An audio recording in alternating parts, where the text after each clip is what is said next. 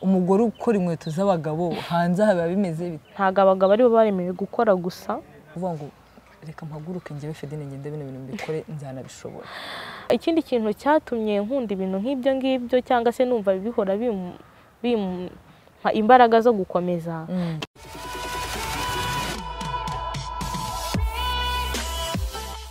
reka tubahe ikaze nanone mu biganiro bitandukanye byo kuri Host TV Show. Twizere ko aho muri hose mumeze neza. Ngende Josiane Uwimana tujye kwana muri kino kiganiro. Uyu munsi nabwo ndi ngenyine ndi kumwe n'umutumirwa w'umudamu mwiza niwe tugiye kuganira aka kanya. Ni umudamu ukora ibintu bijyanye n'ubukorikori, aratubwira byinshi muri byo. Reka tumuhe ikaze kandi namwe tubahaye ikaze. Fedi, uraho? Uraho neza. Umeze neza? Yego, umeze neza. Tuguhaye ikaze kuri Host TV Show. Murakoze cyane. Umeze neza ariko? Umeze neza. Umeze neza. Yego. Ugiye gutangira rero twibwira Fedine ni muntu ki, hanyuma tuganire ku nsanganyamatsiko y'uyu munsi. Murakoze cyane. Nitwa Urubuto Dari Fedine. Ndi umubyeyi, mfite umwana umwe n'umugabo. Nkora inkweto. Yego. Ukora inkweto? Nkora inkweto z'abagabo n'abadamu. Yego. Ubuse namwe babita abakorodoni? Abakweto, abakorodoniye, ni izina ry'akazi nta kibazo. Ni izina ry'akazi. Yego. Biragenda rero mu kazi?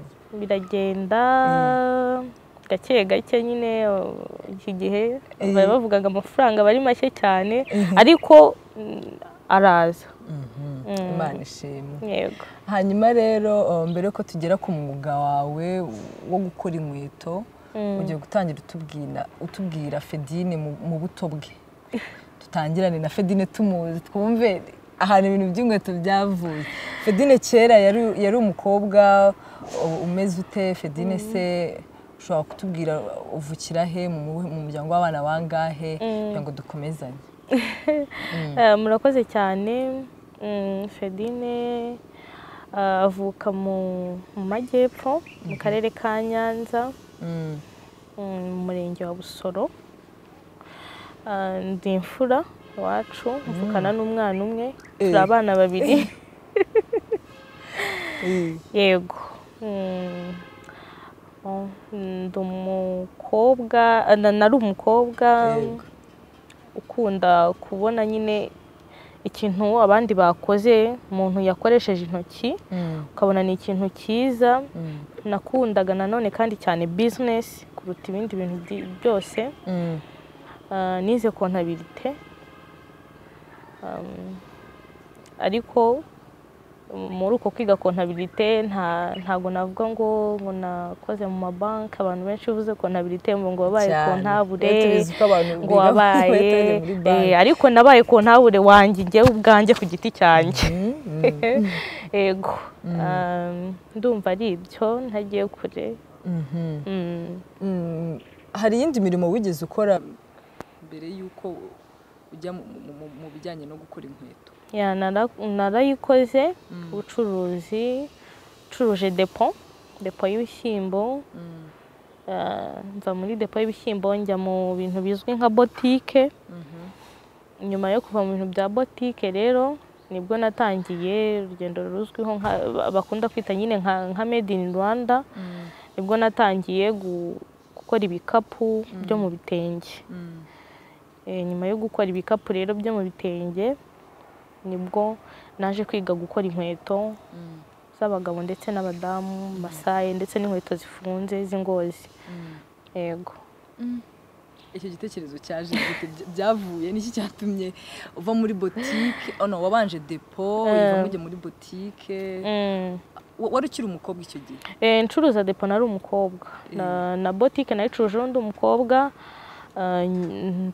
Kwimariya nkora ncuruza botike. Yego. Nyuma nza kubivamo nyine ibindi byose guhera kuri ibyo by'ibikapu n'iby'inkweto nabigiyemo nyuma ndi umudamu. Wadusangiza rero ku rugendo rwawe rwo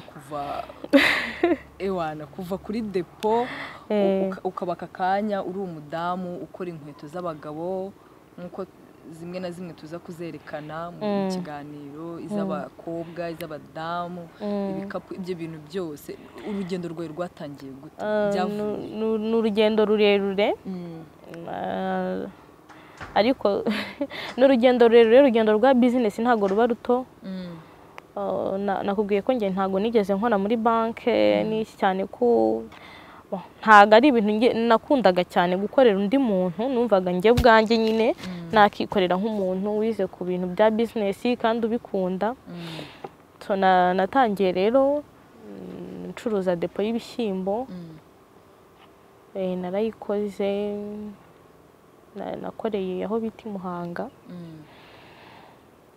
Noneho rero mu gihe cyo urumva gucuruza depo y'ibishyimbo bisaba imbaraga nyinshi, gutekereza byagutse, umwanya munini, ku buryo bishobora kubangama nyuma igihe wubatse urugo kandi uri umudamu. Abagabo birakunda, ariko nk'umudamu ho biragoranye cyane, kuko uba ugomba rimwe na rimwe kugendana n'imodoka ugiye gufata ibishyimbo ahantu runaka. Ukajyana nayo? Yes. Wowe nyir'ubwite? We nyir'ubwite ugiye kureba imari, ukagaruka nijoro, yenda bitewe n'ahantu runaka. Ushobora kuba watumyeho imari, noneho ikaza rimwe na rimwe ikagukatukiraho n'utuntu twose. Ushobora gupakurura nka toni 10 zikagukatukiraho, toni 5 watumijeho imodoka bamaze no kwishyura.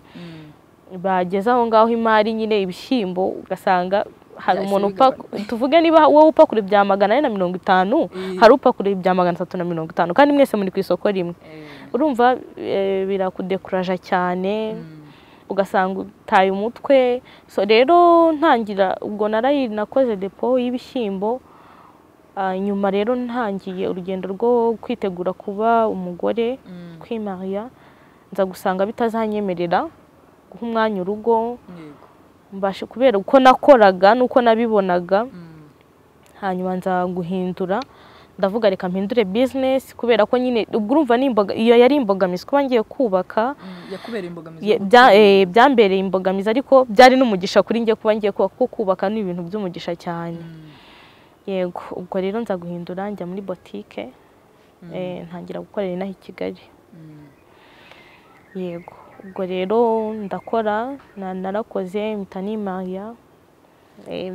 Hanyuma ndakora nyine boutique, ndakomeza ndacuruza, ariko ntago bisanzwe. Ariko nacuruzaga ibintu bisanzwe, ibyo kurya bisanzwe, ibyo kunywa, amaji, ibintu byose biba muri boutique. Yego. Ariko urumva umuntu wakoze depo ni ikintu kimwe narindiho, mvuga niba ari ibishyimbo ni ibishyimbo, biraza nzi ngo biri buveho inyungu iyi n'iyi. Byarangoye rero kujya muri boutique gufata ngo biscuit buzana amafaranga ya umuceri uri buzana amafaranga ya, birangora cyane. Noneho rero byari no mu gihe kigoye, igihe cya Covid, nta mafaranga icyo gihe abantu bari bafite. Rero uza gusanga na nyuma ya Covid hari ugenda nyine ugira challenge nyinshi, ukisanga nyine uri ahantu hatari heza bitewe n'uko watekerezaga. Nuko naje guhindura boutique, kuko nabonaga nyine nayo iragoye, kubera ko nawe kubona umwanya wawe, ndi umuntu ukunda kubona umwanya, mba numva nshaka kubona umwanya wanjye, nkabona umwanya wo guha urugo. Rero boutique nayo yambereye imbogamizi, yatumaga mpora ndaho ngaho. Urumva niba ugomba kuba wakinga saa 12 abantu bakakubona za mu gitondo, ugakinga saa 4, nawe urabyumva ukuntu biba bimeze. Nabyo rero birangora, ntago byagenze neza. Ntago navuga ngo muri boutique byagenze neza, kandi ni ibintu bisanzwe muri business. Umuntu arashora agahomba, kunguka, ni ibintu byinshi, umuntu arashya. Hari ibintu byinshi bishobora gutuma ushya muri business, ariko ikintu navuga wenda nko kuri business nk'abantu bayikora, niba ushoye ukaza guhomba, ni byiza kumenya aho wahombeye kugira ngo ubutaha uzamenye icyo ukosora. Kuko abantu bajya bakunda kuvuga ngo gukora ikosa si ikosa, ikibazo ni ukurisubiramo. Nicyo rero nge numva kiba cyiza cyane. So ubwo rero mvuye muri boutique nza kureba ikintu cyatumye wenda hari bitaragenze neza ntekereza noneho ku kintu ngiye nkeneye numva nkeneye gukora ikintu kizampa umwanya ikintu nshobora gusigaho undi muntu nkagenda nkagaruka nkasanga nta ikintu nshobora gukontorora nta cyahungabanye rero ubwo nza gutekereza ku kintu nshobora gukora numva biragoye kureka business wari umenyereye gukora kuva uri umukobwa kugeza ugeze mu rugo biragoye kumva ngo ugiye kwicara umuntu agiye ku kazi aragarutse arahagusanze mu gitondo nimugoroba guhera kwa mbere kugeza ku cyumweru biragoye hari umumama rero wari umukiriya wanjye muri boutique naje kumubwira ntariko ntukora iki arambwira ati ngewe ndi umutayeri ukora iki ati nge nkora ibikapu bya made in Rwanda ndamubwira ndashaka kubikora nabimubwiye gutyo nta mashini idoda ntago nari mbizi ntago nari nzi ngo biva he bijya he oya arambwira urabishaka he ndamubwira se kwiga ati wowe rero ntago ubu dufite gukora cyane ntago wabona uko wiga ngo umuntu ngo ujye ngo ubyige ndamubwira noneho nta kibazo bagurira hehe imashini ndagenda arahanyereka ngura imashini ndagenda nishyura iseta muri atelier irimo abantu benshi ndagenda nicaramo umunsi wa mbere nirwa nicaye ndeba uko abandi bantu bakora byari bigoye ariko numva biranshimishije kuruta uko nari kwicara mu rugo buryo wavuye mu rugo bituma utekereza byagutse ugatekereza iyo uri kureba abandi bakora birakumotiva nawe nge biramotiva ku giti cyanjye ntabwo nkunda kwicara mu rugo cyane nahicara kubera ko ndi kuruhuka cyangwa se hari ikindi kintu kihanyicaje runaka so ubwo rero naragiye umunsi wa mbere nirwa nicaye ndi kureba uko ibintu bigenda bambwira kugura umukasi nguza umukasi bambwira kugura urudodo ndarugura urushinge nyine imashini mbasaba ko bambwira ibice biyigize uko ikora kiramo terime technique zo mu gitayeri ndazimenya nke ndangije rero nkajya mbona abandi bashushanya nanjye njya kugura metero y'abatayeri ntangira gushushanya abandi bakajya hariya bakajya gushushanya ko bakata umufuka nanjye nkawukata nangira kudoda bakajya bambwira hindukiza gira uku cyumweru kimwe namaze kumenya bimwe na bimwe kuko ndumva igikapu cya mbere nadoze nakidoze mu cyumweru cya kabiri kiza kitameze neza 100% urumva umuntu ukiga nta muntu ufite uri kukubwira ngo uri concentre ku isomo uriho nagiye gutyo nyine we wararebaga nararebaga wararebaga ukiga nararebaga nkigana aho ntasobanukiye ibaze kujya kubaza umuntu uri gukorera amafaranga ntago ari bukwigishirize ku bintu by'umukiriya yego nta nubwo ari buze ngati ikintu cy'umukiriya aza kubwira ngo bimeze gutyo oya gusa icyo nabashije kwigiramo aho ngaho naragiye menya ngo igitenge kivamo ibikapu bimeze gutya bag nini arizo bita varize ibintu nk'ibyo ngibyo ndabimenya ndiga ndamenya hanyuma ntago nabimenye neza nkuko byari kugenda ariko narabimenye nyine mu gihe gitoya nta gihe kinini byagutwaye oya kuko ukwezi kumwe nari maze kumenya gukora igikapu runaka kundi kwezi nyine nanjye ntangira kujya mfata utuntu tw'abakiriya duke ukajya ubona komande nk'agakomande cyangwa se nk'umuntu turi kumwe bakamuha komande y'ibikapu nka 15 akambwira ati 5 bikore nkabikora nkakoramo nka 2 cyangwa nkakora 3 ndavuga nta kibazo ubwo rero urumva nari namaze kwimahiya noneho rero nza gutwita iyo ugitwita noneho inda ya mbere ababyeyi barabizi biragora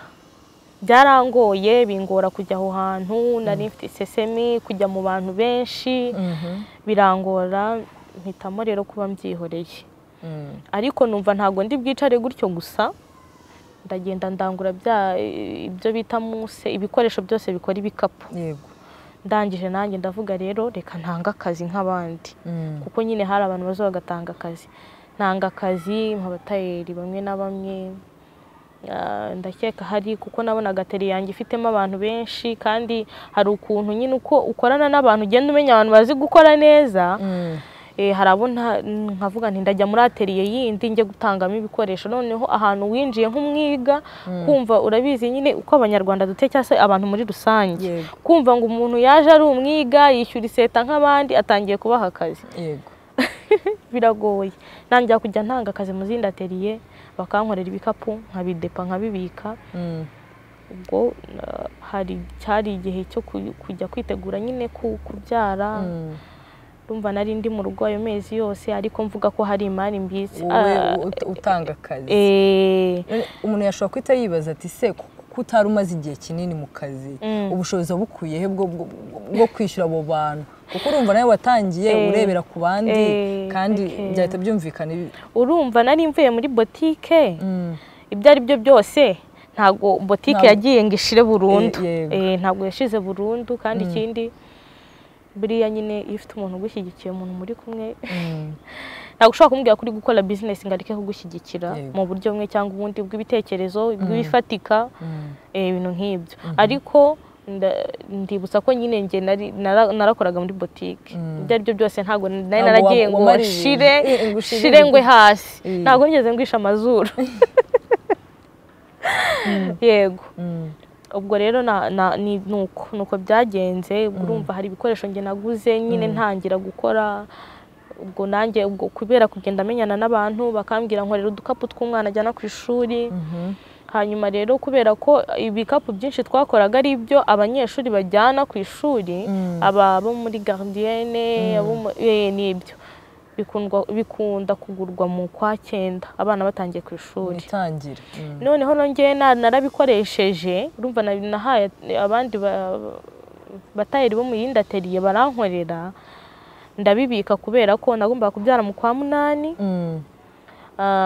mu kwa 9 abana bakajya ku ishuri urumva ntabwo nari kubasha kujya gukora ndangije mu kwa 8 ndabyara mu kwa 9 amagara umuntu mugira abacuruzi bamwe namwe mfite ibikapu barangurira ubwo ariko urumva nari natangiye igihe cyo kurera umwana mezi ya mbere biragoye umwana yirwarira ntabwo nari gutekereza ariko umwana yagiye akura noneho natangiye kuvuga se ndi umugore wicaye mu rugo noneho nza kugira ikibazo cy'uko bya bintu nari nagiyemo by'ibikapu byagiyemo abantu benshi hanze hari birimo abantu benshi noneho kandi ngiye numvaga atari izo nzozi zanjye zo kuguma ku bitenge numvaga nakora n'amashakoshi mu mpu amashakoshi yo mu mpu nkumva nibyo bintu nakora ubwo rero nza gutekereza kuvuga nti reka niga ikintu cyo gukora impu noneho nkora ibintu biri professional ukuntu ubwo rero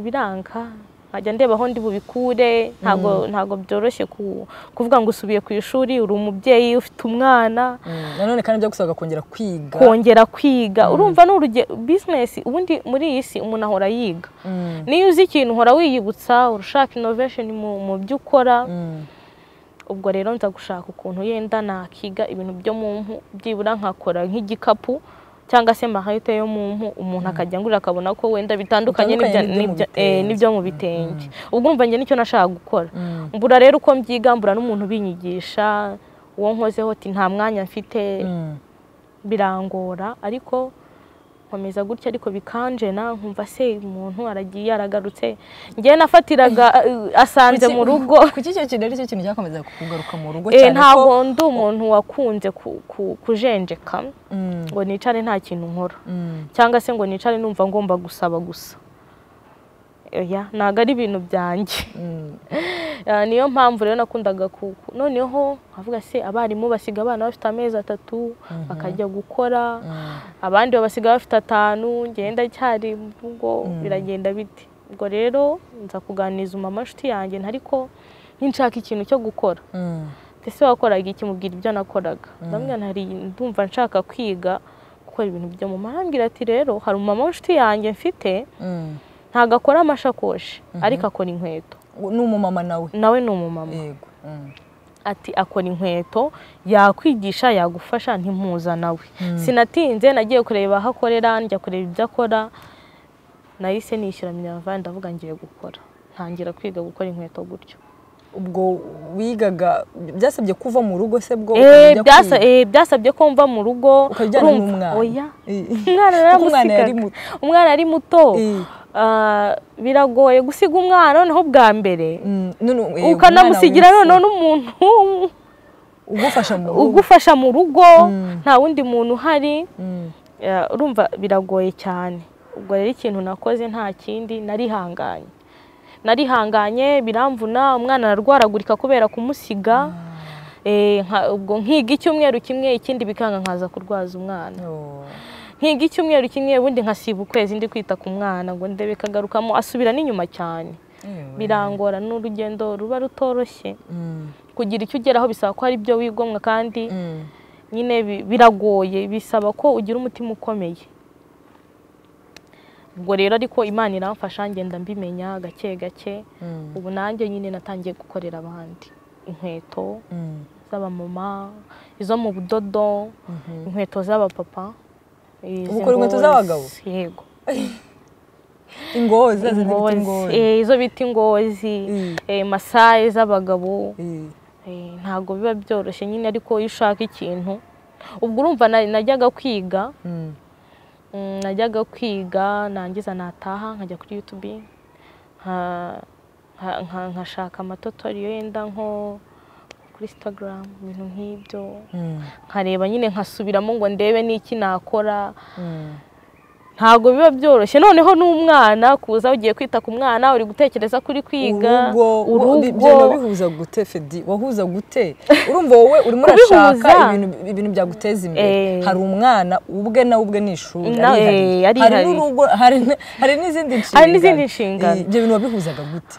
Biragoye, bisaba gushirika ubute ukabwikuramo. Niba wabyukaga saa 2, umuntu wari umenyereye ko ari mu rugo, ugatangira ukabyuka saa 12, saa 11, ukamanza ukamenya ngo umwana ndi bumusigire icyo agomba gufata.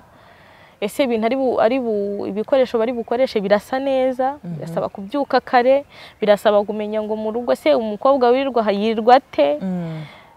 Ntago byoroshye, ariko bisaba nyine gukomera no kureka ubute muri rusange. Ukamenya ko hari inshingano kandi hari icyo ushaka. Hanyuma kandi kujya kwiga ufite umutima uhagaze ko wasize umwana, nabyo biragoye.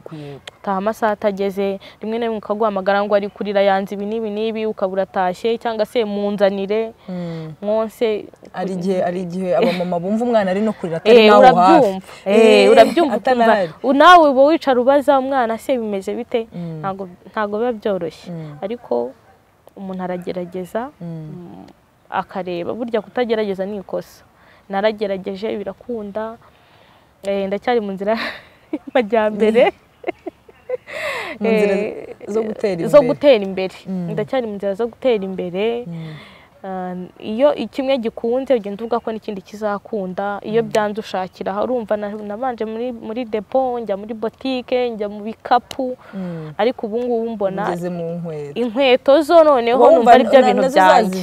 Oya, none wageze muri za nzozi zawe? Ni inzozi zanjye. Yego, numvaga nyine gukora ikintu, nkabona ikintu kirakunzwe, umukiriya arakiguze, arakijyanye, ejo uzankorera iki? Ese ukorera ngahe?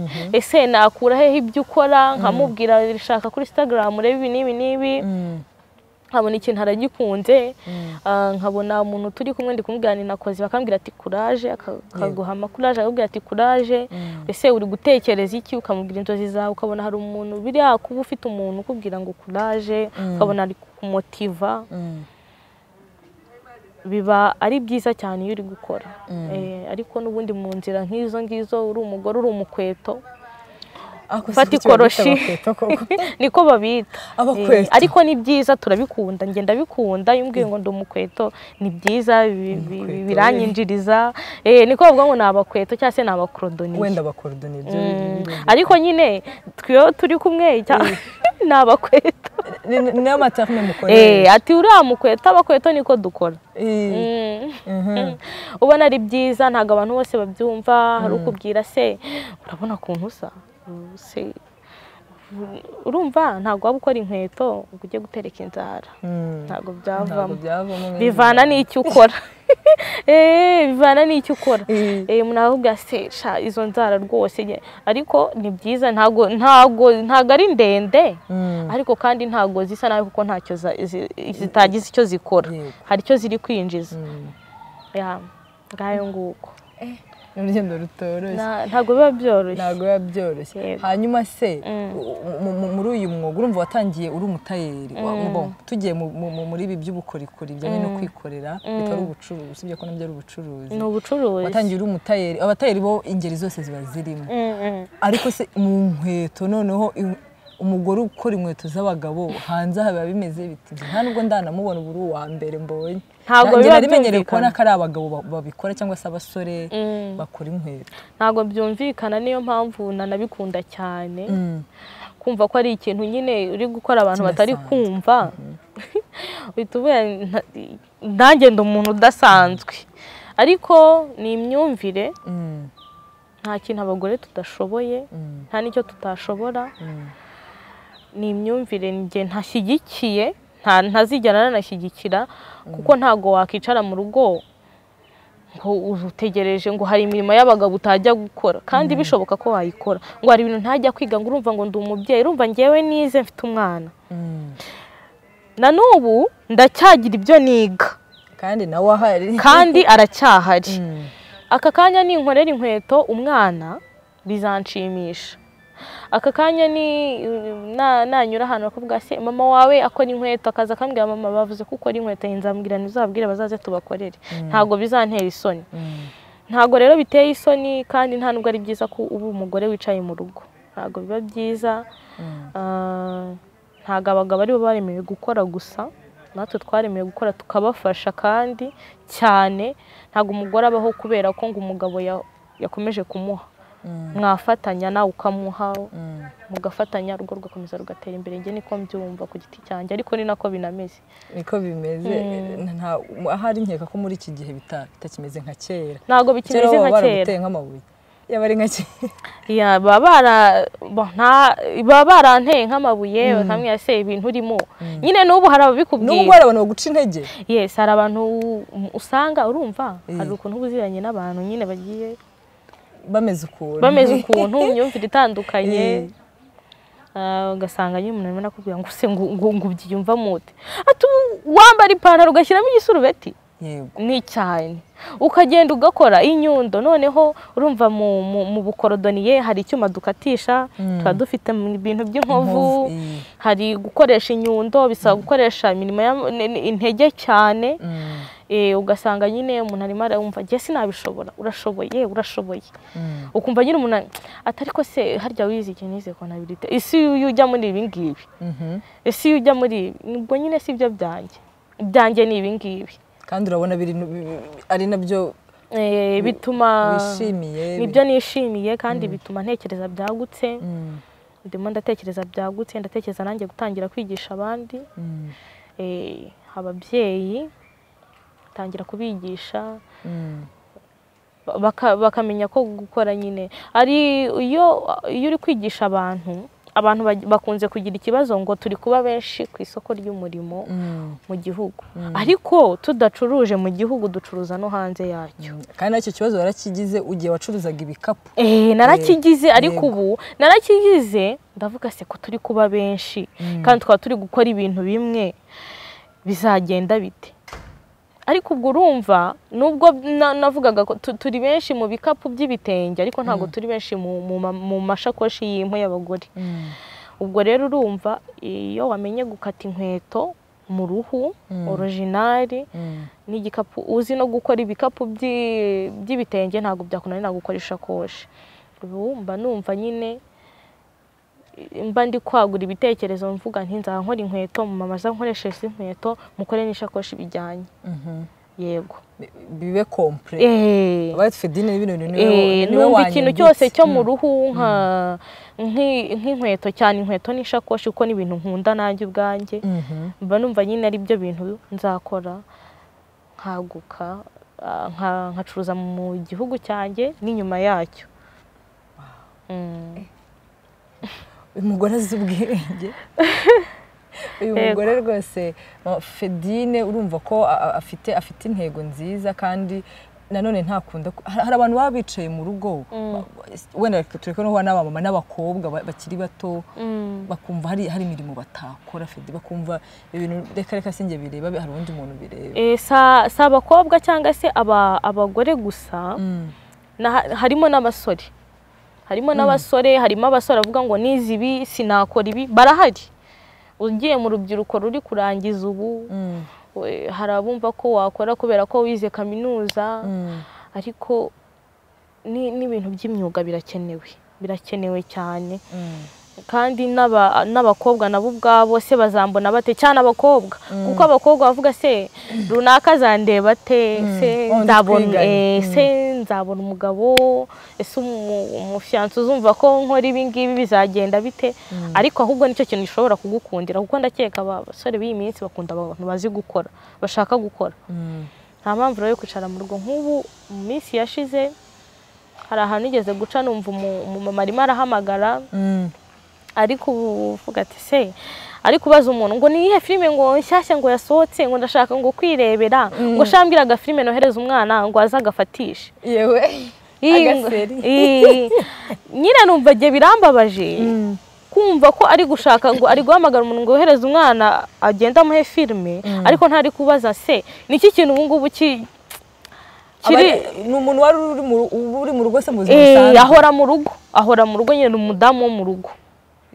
Nyine urumva ntabwo byari kumbabaza iyo mba nzi ko hari ikindi kintu akora, wenda tuvuga ni mu kuruhuka ko yaba ari kwirebera agafilime, ni ibintu bisanzwe. Ariko noneho ni umuntu uhora mu rugo guhera kwa mbere kugeza ku wundi wa mbere. Icyo ari gukora ndateka ndarya, umugabo arampereza, hanyuma ndebe filime. Numva birambabaje, numva ndamuneguye mu mutima, ariko numva namusanga rimwe nkamubwira ntese waje ugakora ibi.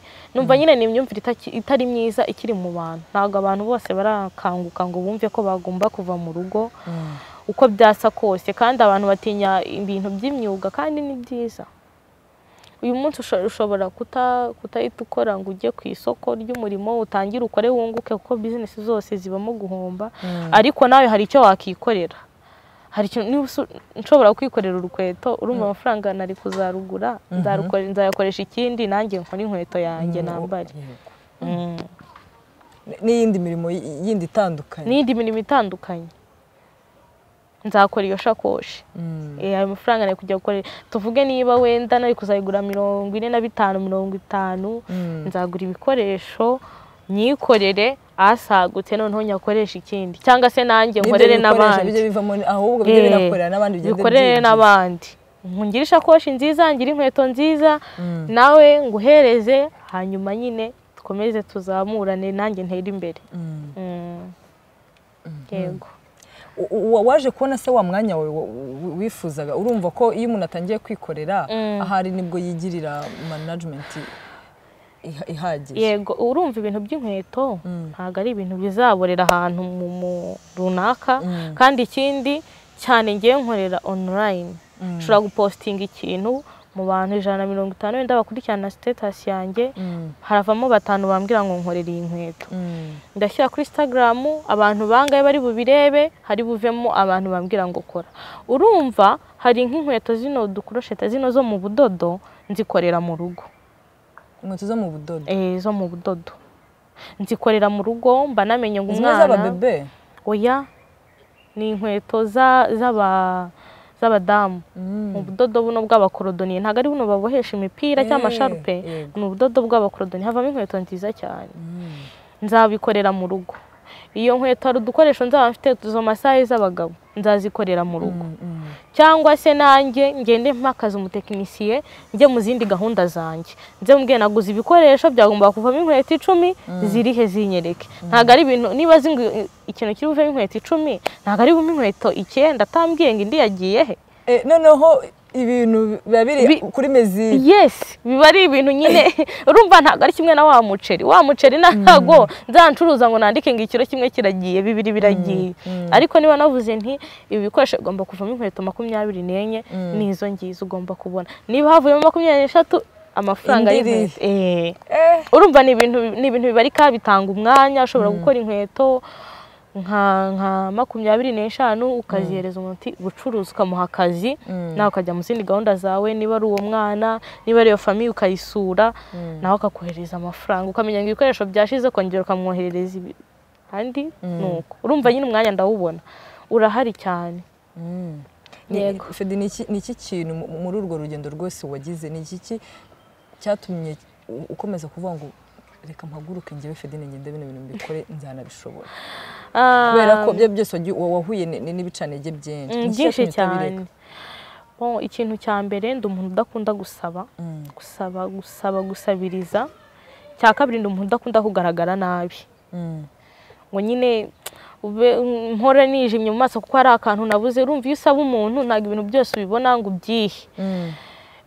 Ikindi cya gatatu nkunda business muri rusange, guhora naguka mu bitekerezo. Iyo muri business uhora waguka, kumva ngo hari ikintu nakoze cyagize umumaro, ndi kugira umumaro igihugu cyanjye muri rusange, nanjye ubwanjye ndi kwigirira umumaro. Ni ibintu nyine numvaga nkunze, kandi numva ntazakora hano mu gihugu gusa n'inyuma yacyo. Numva ari inzozi zanjye kandi bizakunda. Uzajyana kandi nkumva ikindi kintu cyatumye nkunda ibintu nk'ibyo ngibyo, cyangwa se numva bihora bimpa imbaraga zo gukomeza. Nkunda umuntu ukunda gufasha abandi bantu. Rero urumva kugira ngo ube ufite amafaranga, buriya bajya bavuga ngo kugira ngo umuntu umuhe ifi umwigisha kuyirobera.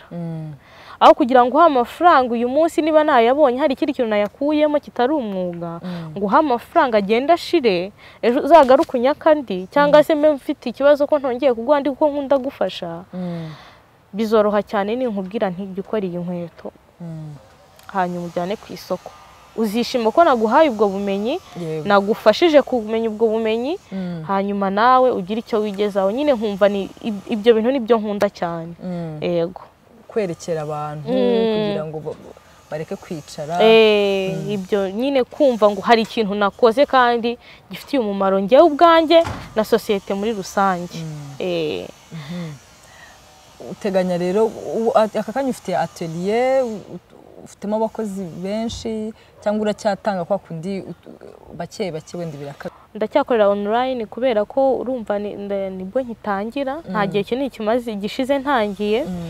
Ariko urumva iyo watangiye gukora gutyo bitewe na clientele uri kubona, hari ukuntu utekereza nko mu kwa 10 ubwo mu kwa 9 nzaba mfite atelier yanjye yagutse nini, mfitemo abakozi barenze umwe.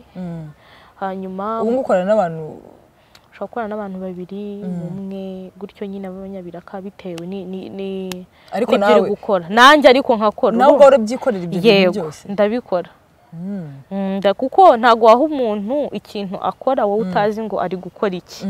Nicyo cyatumye njya kubyiga. Ari ibyo nari kujya mvuga nti ndashaka umukorodoniye shora amafaranga, ariko biba byiza iyo umuntu yagukora ukazi ukamubwira urudodo rwatanye. Ntago byagombaga kugenda gutya. Iyo ukora ikintu kizi biba byiza kurushaho. Mu kwa 9 nzaba mfite atelier nini yagutse. Hanyuma ngiye nzatangira kwakira abantu biga bashaka kwiga mu kwa 10. Ndumva nshaka kugira iyi atelier, hanyuma kandi irimo n'amashakoshi. Amasakoshi y'impu n'inkweto zo mu mpu, kuko n'ubundi nibyo nkora. N'amasakoshi urayakora? Nibyo nkoresha impu original. Watangiye guproducinga se n'amasakoshi? Amasakoshi ntago ndatangira kuyaproducinga ngo nshyire no hanze. Ndacyari ku nkweto, ariko nabyo biragenda biza gake gake. Mu minsi iraza nabyo abantu baraza kujya babibona. Turaje turebe ingozi wakoze ubundi wowe. Ingozi nukuri ngiye bwa mbere mbibona nawe ibintu ntago ari umugore ubikora. Urumva nawe iyi mirimo kari y'abagabo. cyangwa se nk'amateri umuntu agenda gukoresha mwenda nk'urukweto rwacitse, ukabona nyine haracyarimo abantu bakiri batoya nyine bazisana, basana inkweto ariko batari abagore, b'abakobwa ahubwo batoya. Aho kumva ngo umugore uri gukora inkweto, umugore ufite urugo, umugore ufite indi mirimo akora, ubumva ko ari ibintu bitwara umwanya munini cyane. Uba wumva ni ibintu bitwara umwanya, ariko kandi urabusha, ariko nta n'umwanya munini. Wowe iyo wamaze gutekereza ikintu, uri gukora ikintu watekereje, biba byoroshye. Buriya gukora ikintu utatekereje nibyo bibi. Abagore turashoboye. Iyo nkweto nawe uyizanye yacitse, ndayisana, ndakudepana. Kora depanage? Ndabikora kuko urumva nkoresha n'ikoroshi. Hari godasi tuzikoresha ikoroshi. Ikoroshi ndayifata nanjye nyine. Ni ibintu bisanzwe, kandi n'ibintu umuntu wese yakora bifitemo ubushake. Nta bintu by'amasoni biba bigomba kuza? Nta bintu by'amasoni, ntabyo amasoni muri business ntago ari ngombwa. ntabwo aba akenewe. ariko wemera ko hari umuntu ureka gukora ibintu nk'uko mu kanya twe tubivuzeho ngo bazambona gute ese bazambona gute biramusaba guca inzara kandi yashakaga kwiteza nanjye byambayeho urumva umuntu wacuruje depo kandi nini nkajya muri botike nubwo yitwa botike ntiyari botike ntoya yari botike nini pe urumva igaragarira buri wese ko ari botike ishobora kuba ifite ikintu irimo kumva rero ngo ngiye kunyonga watangiye inyonga imashini ngiye gukora igikapu ngiye gukata igitenge umuntu azansanga mfukamye hasi ndi gukata igitenge ndimo ndagira nte ewe biranje na umuntu akambaza uri gukora iki oya muri iminsi ndi umushomeri ariko nza kubona nkoze igikapu cya mbere nakoze hari udukapu ko gutwara bisanzwe n'ikindi cyo guheka agakapu ko gutwara bisanzwe rero numva nahise nkatwara mu rugo nkajya nirwa nkagendana mbona ni ibintu byiza umuntu yabasukora ikido aka gakapu niko nkora bene tudukapu noneho ntangira kwiyamamariza ntangira kubona ko se niba nshoboye gukora ikintu nk'iki ngiki wayi natinya kuvuga icyo nkora wayi nakihisha umuntu ibintu nk'ibyo ngibyo ngenda ntinyuka ngenda mbona ko ari ibintu bisanzwe nkajya ngenda mbona ku ma YouTube abantu nkakurikirana ibiganiro abantu bageze ku bintu runaka abadamu biteje imbere numva nanjye ngomba kumwe muri abo ngabo kandi ubu nawe uri kuri YouTube ndimo ndagenda ntera ikirenge nawe ugeze kuri YouTube nk'umudamu ni ukuri uri kwiteza imbere kandi ukora imirimo idasanzwe ni byiza ndabishimira Imana hanyuma hari ikintu nibagiwe kuba navuga muri ibyo bintu byose muri urwo rugendo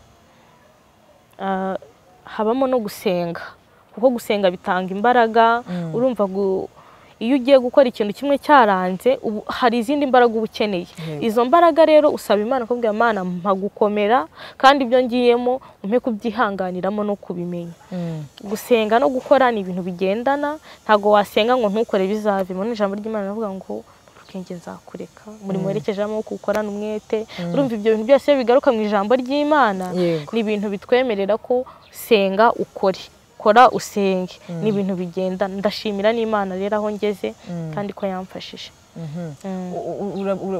uratubwira iki urabwira iki abadamu abakobwa n'abo basore bari hanze aha ngaha icyo nababwira nibatinyuke icyo nabasha kubwira abakobwa n'abadamu bari mu rugo nibatinyuke nibakure amaboko mu mifuka nibigirira icyizere bagirira icyizere amaboko yabo ko hari icyo ashobora gukora ureba amaboko bwabo amaboko hari ikintu ugomba gukora kizima ikindi bareka ibintu by'imyumvire ngo umugabo ngo n'ugomba kuzana mu rugo abagabo ni abantu nkatwe turi abantu niba umugabo agushatse niba witwa icyo ushobora kwita ngo umufasha niba witwa umufasha wicaye mu rugo urimo urafasha iki urimo urafasha kwirirwa utetse ugira ute n'abandi babikora wowe va mu rugo ugira icyo uzana umugabo azane mutera imbere kandi ntago uzabyuka mu gitondo ngo uhite ugera ku kintu ako kanya hari izindi mbaraga bigusaba usaba gukomera kwihangana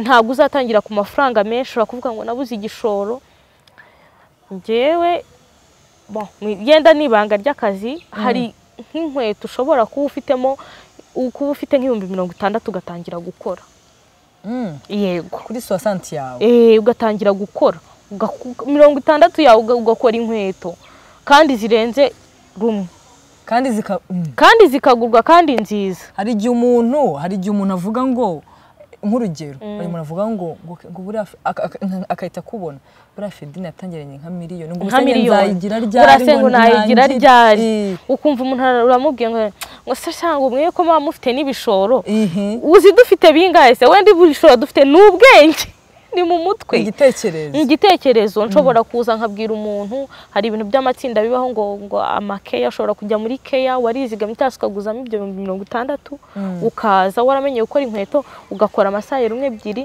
inkweto zo mu budodo ugatangira ukagurisha inkweto ziragurika nta gihe tuzareka kwambara inkweto na kimwe haba muri iki gihugu cyacu haba no hanze ugatangira ugakora rero nta gishoro kiba gitoya ikintu cya mbere ni ukubanza ugatekereza icyo ugomba gukora ukigirira icyizere hanyuma ugasenga ubundi ugatangira inzira abasore bari mu rugo rero cyangwa se bagitekereza ko hari ibyo bize batakora ntago ari ngombwa ko ibyo wize ari byo ukora ibyo wize yes wabikora ariko harimo n'abandi bari kubikora kandi abo bari kubikora kugira ngo bazave kuri ako kazi nabo baragakeneye nabo ni ikibazo ahubwo wowe ugomba kuri se hari icyo nize wowe ubwo bumenyi urabufite ni byiza wageze mu ishuri ahubwo kuba warabanye na societe bibyaza umusaruro bibyaza umusaruro uteka umutwe ahubwo noneho shaka ikintu cyo gukora jya mu myuga tinyuka umurimo wose werekejeho amaboko ukoranye umwete Imana iguhereza umugisha jya mu myuga uvuga ngo ibyo ngo ni by'abantu b'amezi 6 ngo abandi bacikirije tronkome no noneho harimo abantu bavuga ko hari imirimo y'abantu babandi batarangije babandi barangije 6e primaire nibo bantu bagiye no imyuga ni ya muntu uwo ari we wese ubishaka iyo myumvirira hari umuntu agenda yibona ugenda uhura n'abantu bamwe na bamwe babikubwira ngo iki sinagikora ndo kwa runaka ahubwo kubura uwo kwa runaka gukora ikintu hari icyo ushobora gukora ugatera imbere kubera kuri uwo kwa runaka noneho bivuze ko hanze ahanga hari umwana w'umusore cyangwa w'umukobwa witwaza iwabo akavuga ngo ngende wo kwa kanaka sinakora hari uwo nzi rwose aricaye ati hari ikintu ntakora rwose kuse ndo kwa runaka reba hari ibintu ntakora buse abantu bumvishe ngo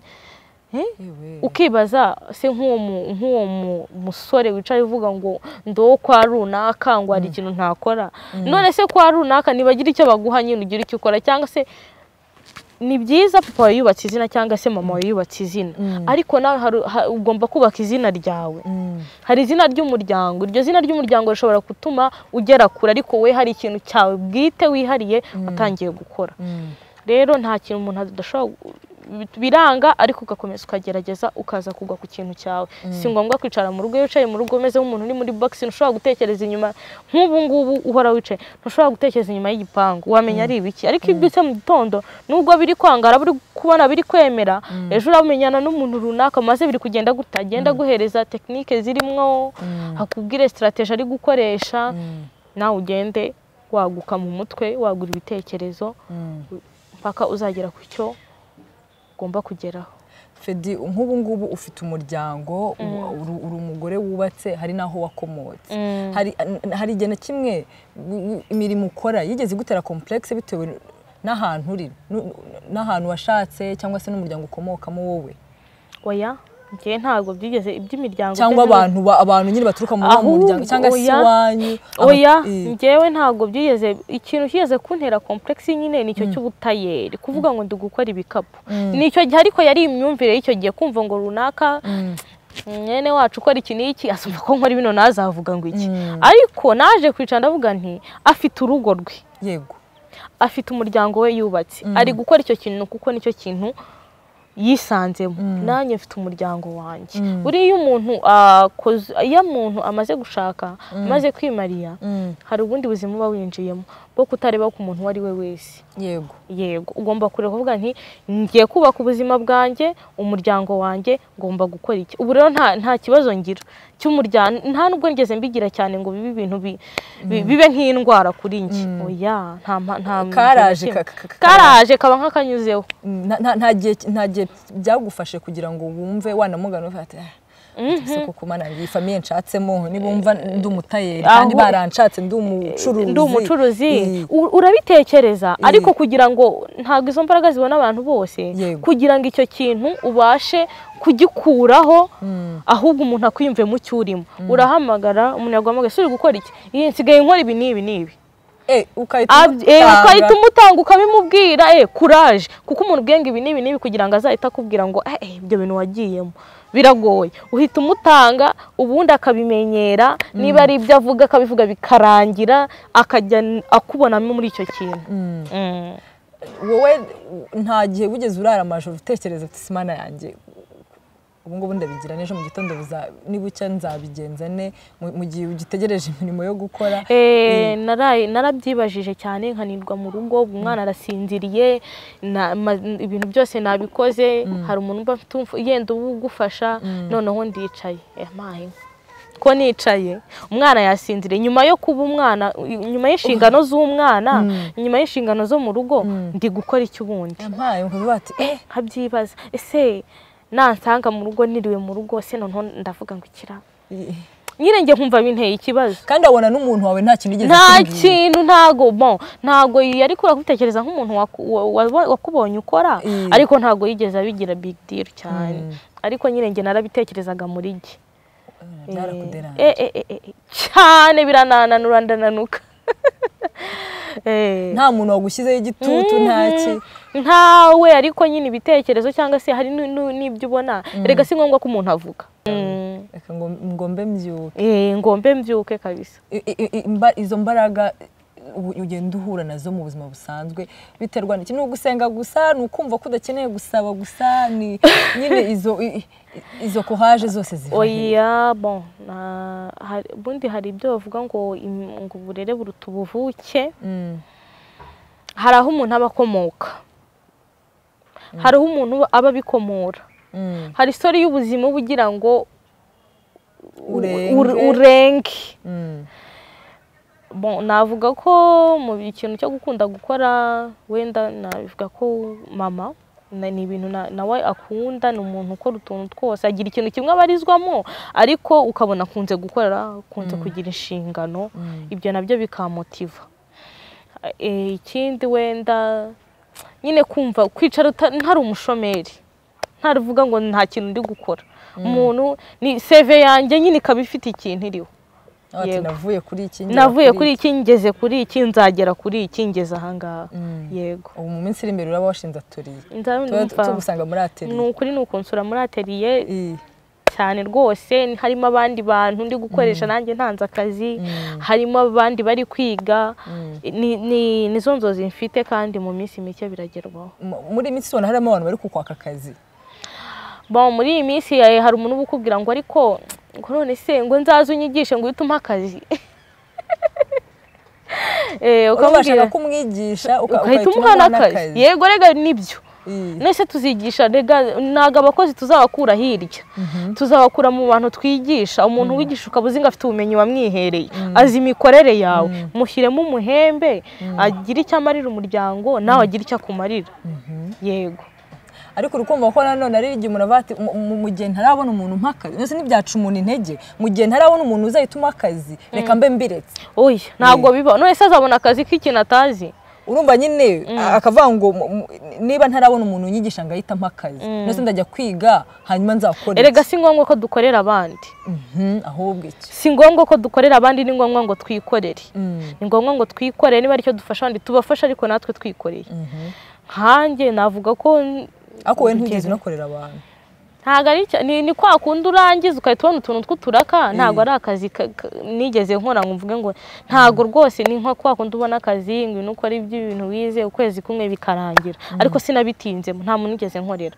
namye nikorera kandi ubona ko bitanga n'umusaruro no hanze aha yes bitanga umusaruro abantu barimo baragenda babyumva muri iyi barabyumva cyane kandi ni nabyiza nanjye biranshimisha kandi nanone nyine ufite umuntu ukubwira ngo courage nibyo nahoze mvuga nakakubwira akamubwira ati natashye akakubwira story y'ahantu yiriwe nawe ukamubwira story y'ibintu urimo akakubwira ati niwe wabikoze byagenze gutya courage rwose muri wakorera umutware wawe inkweto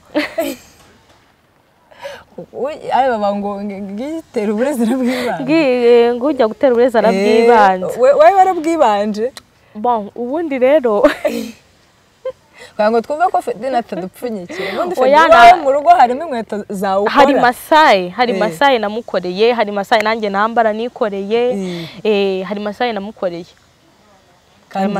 kandi aranazikunda arazikunda kandi nanone bivana n'icyo umuntu akunda abantu badakunda zino nkweto zo mu mpu bakunda kwiyambarira nyine supuresi ukuntu ariko kandi ni n'inzozi kuko ntabwo bazahora badusapurayinga amasupuresi mu Rwanda natwe tuzayikorera uko umuntu agenda yaguka yagura ubwenge ajya hirya no hino batangiye n'ibindi wabikora njye ni nazo nzozi buriya mba numva uko nzagenda ntera imbere ngomba gushaka n'ubumenyi bw'ukuntu nakora iyo supuresi ibyo bikoresho ibyo bishoro bizagenda biza gahoro gahoro abari bubone iki kiganiro bazaduhamagara tubakorera inkweto gutyo tubishobora tugende tubona tubazane n'ibindi bintu byiza njye ariko hari inkweto yanyemeje iriya nkweto iriya nkweto abantu baraza kutubwira baratubwira kabisa niba wabona yarakorewe mu Rwanda ni ukuri ari urukweto ubona umuntu yambaye urumva ntutekereze ko hano hafi warubona ukumva zavuye iyo mahanga kabisa hari kudagacira ibintu byacu ni kudagacira ko natwe dushoboye ni iki turakishyira hasi urumva hari abantu bavuga ngo made in Rwanda urumva ngo made in Rwanda ngo hari ibintu nyine bibamo byiza ariko nyine yakumva ko ari made in Rwanda bitewe na level ariho akumva ntiyayambara cyangwa se akumva ko nyine kuko ari ikintu cyakorewe iwabo nta bubwenge bwinshi burimo ariko buri habamo imibare myinshi cyane kuko niba dushobora kuba dufite ibikoresho cyangwa se aba bantu bo hanze mu bindi bihugu byateye imbere cyane bafite ibikoresho by'elektronike cyane ari byo bakoresha kandi natwe inganda nini natwe tugakora inkweto zimeze nk'izabo tuzikoresheje intoki zacu twashyizeho inyundo washyizeho ikoroshi washyizeho iki ubwenge n'imbaraga turabifite cyane ubu n'uwa mu minsi izaba ari y'ibikoresho bikomeye wanamugana inkweto zaba zimeze nk'iz'abandi n'ubu rega ziba zimeze nk'izabo none ese wanamugana inkweto bazitandukanyirize ziba zimeze nk'izabo kuko hari umuntu wambara inkweto nk'ubu hari uwo mperutse guha inkweto andangira undi mukiriya arambwira ati ntabwo nari nzi ko ibi bintu bikorerwa inaha ni ibintu byacu mu byubahe nk'ibyacu ahubwo mudufashe dutere imbere kugira ngo twagure tuve mu kintu cyo kuvuga ngo iby'ahandi kandi natwe dushoboye turashoboye urakoze cyane Fedi urakoze cyane ku kiganiro kizaduhaye ahari n'ugutinyuka ndumva ariyo nama ya mbere ikomeye no kumva ko umuntu ashoboye kumva ko ushoboye ugatinyuka kumva ko ushoboye hanyuma ukigirira icyizere nyine ugasenga gutinyuka icyo ni kimwe kumva ko ushoboye gusenga hanyuma gufata inzira yo gukora ubundi ugakora inkweto ukayitera ikoroshi ukagarura viti ubundi ukabirangiza imirimo myinshi y'abadamu twe tuzi ko hari abantu bajya mu byo guteka mu kwiga guteka mu kwiga gutaka buri muntu wese agira ibintu byo none se guteka ntihari umugabo uzi guteka akagutekera akavuga ati kabisa umugabo akagutekera akavuga ati yego ari byiza ubu hari abantu hano wabaza akavuga ati giye rwose uyu mugabo wanjye yabonye umwanya akantekera nk'akantu runaka nta hantu duhuriye yego natwe rero niko dubishoboye hari nk'umugabo ushobora gusanga mushobora gukora inkweto ye nkanamenya n'inkweto imubera nkakora mbwa nti inkweto yakubereye ntabwo ikubereye kuramo rwose ndumva harimo n'izindi mpano bigira impano kubyiyumvamo kugeraho nyine ukumva ko ikintu uri gukora ukishimiye ukagira ibyishimo mu bintu byawe iyo uhora kumva se nzabigeraho gute ikindi kintu abantu nari nibagiye kuvuga ikintu bita ishyari gituma utagera gizitira ibintu byinshi gizitira imigisha y'Imana gituma uhorana ishyari ukirwa ureba ku bintu by'abandi aho gutekereza ibyawe ugomba gukora ariko buriyo nta shyari ufite na byandi byose navuze ibintu bigenda neza kandi nabo bazabivuga muri comment ishyari ni ribi cyane ari urundi rwego ni ribi kumva ngo runaka ngo yageze kuri iki kintu nibakore n'iki bintu urabizi ibintu by'ishyari ariko hari umuntu ushaka kubona ibintu kera najyaga numva ngo abaho ishyari ryiza n'ishyari ribi hari icyo bitanga ishyari shyaka rero ni ukubona wakoze ikintu aragikora agomba kukinyigisha akumva agize agashyari ko kuza kukubaza wagikoze utenyigisha gira vuba vuba iryo ni ryo shyaka bitandukanye no kuba waragikoze ndumva atanagikora ahubwo ugasanga uri kumurwanya gucyo kintu ntagikore wowe ugikore cyangwa se nawe ntugishoboye ariko nawe akiveho ntagikore kandi ibyo bintu bibaho cyane akaza akakubwira ngo ubwo suri mu nkweto koko ngo waba zivuyemo hasha iminsi ukabona nawe yazigiyemo cyane akaguca intege ariko ugasanga niwe icyo kintu kirimo cyane ntanabishoboye nta nabwo aje kubwira ngo wanyigishije iki kintu tugafatikanya tugatera imbere twese ariko ugasanga nyine ntabishoboye abigukuyemo cyangwa se ashaka kubivamo abantu bagira ishyari Imana bababarire kandi banaryihanganire bagira ishyari shyaka ariko naryo bagira ishyaka apana ishyari bagira ishyaka buriya ikintu cyajemo ishyari n'ubundi ntabwo kiba ari cyiza cyane kiba cyabaye kibi bagira ishyaka ryo gukora ikintu yego ndumva byinshi wabitubwiye icya mbere yabivuze harimo gusenga, harimo gukunda ibyo ukora, kwigirira icyizere, ni ibintu byinshi, ni ibintu byinshi rwose turi bukwigireho. njyewe mba navanyemo ibyanjye, ngo na Dani ko avanyemo ibye, n'abandi bari buvanyemo ibyabo. Reka tugushimire Fedi, wakoze cyane kuza kudusangiza urugendo rwawe rwo kuva mu bucuruzi ukaba warabaye ngo umukweto.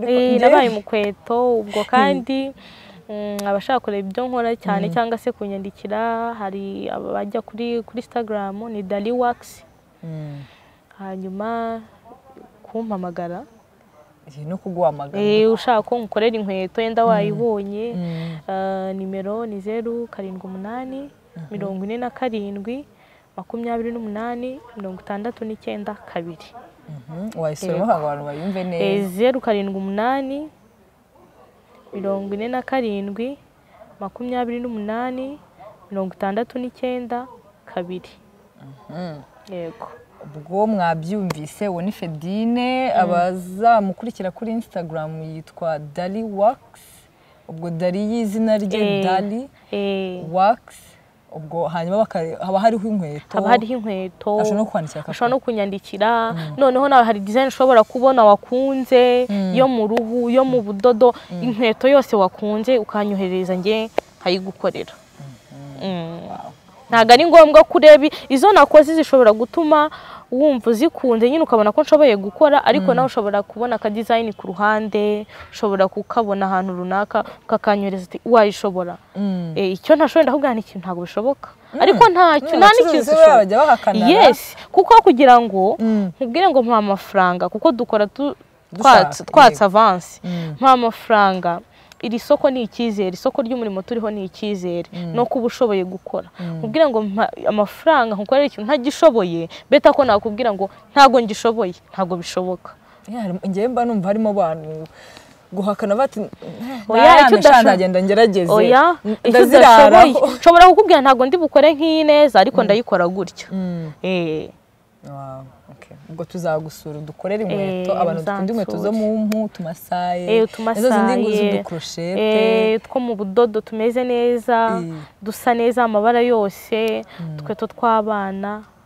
Ntabwo bigutwara igihe kinini kugira ngo ukore inkweto. Iyo mfite umukiriya mu gihe ngomba kumuhera inkweto. Ntago bitewe n'izarizo, hari nk'iminsi 3, hari nk'iminsi 2, hari nk'icyumweru, bitewe n'uko aje mfite n'abandi bakiriya. Wakoze cyane rero. Murakoze cyane namwe. Reka tubashimire namwe mwese mwamukurikiye iki kiganiro. Twizere ko tugiye kuvana amaboko mu mifuka tugakora nk'uko Dali yabitubwiye. Yitwa Dali Fedine, afite amazina nk'igihumbi, ngo nafashe Fedine nk'uko yabitubwiye, hanyuma natwe twazagira ikindi kintu twigezaho. Reka tubashimire rero, naho mu kiganiro cy'ubutaha kuri Host Vision. Bye.